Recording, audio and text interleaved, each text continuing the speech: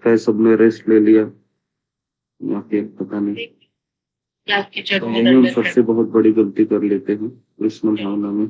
Okay, कि हम बहुत तपस्या करने के पश्चात हमारा मन हमको कहता है अभी बहुत थक गए हो तुम, एक दिन सो जाओ करके। और यही हमारा सबसे बड़ा गलत कदम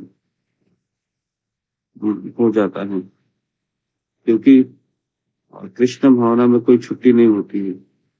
जिस तरीके से मोबाइल को रोज हमको चार्जिंग करना होता है, उसी तरीके से अ, हम स्वयं की चेतना को सुबह के ब्रह्म मुहूर्त के जपा से चार्ज करना होता है।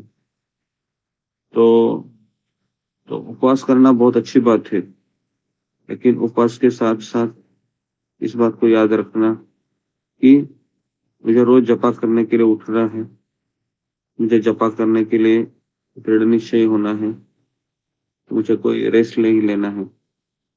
रेस्ट लेने का आदत बहुत गंदा होता है, क्योंकि भगवान ने मन को ऐसे बनाया है कि कोई भी चीज अगर हम कर लेते हैं तो फिर वह 2 बार 3 बार 4 बार फिर उसकी श्रृंखला है वो बस बढ़ती ही रहती है, चाहे वो गलत काम हो या सही काम हो।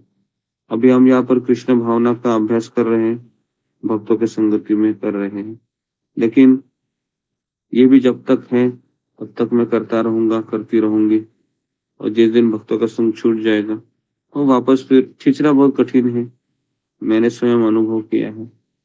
भक्तों के संगति के बिना वो माला भी एक बोझा की तरह लगता है। और फिर हमें इसलिए हमेशा सतर्क होना चाहिए कि मेरा जपा आज हुआ नहीं 4 बजे, तो पूरा दिन खराब जाता है। मन में काफी विचार आने लगते हैं।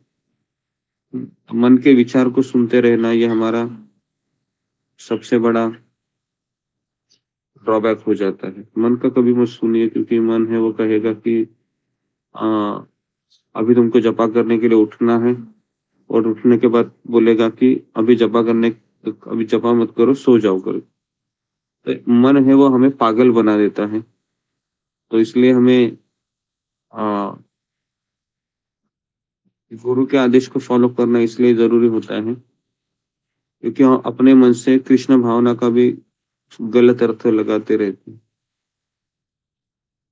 इसलिए रोज सुबह जपा में आना, रोज सुबह मुझे भगवान के बारे में सुनने का अवसर मिलना, इसको जब तक हम एक लोभी व्यक्ति की तरह नहीं लेंगे तब तक ये कृष्ण भावना हमें एक रूटीन काम ही लगेगा।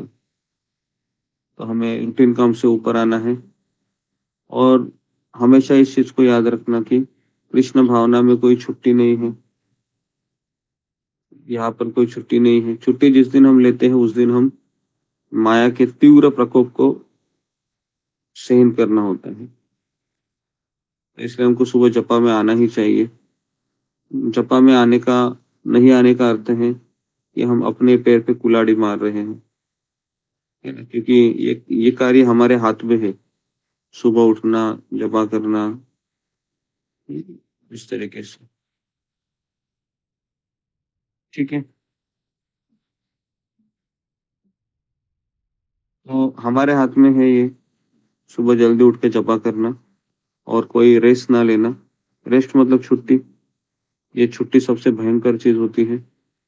भौतिक जगत में छुट्टी मतलब मजा मस्ती, है ना?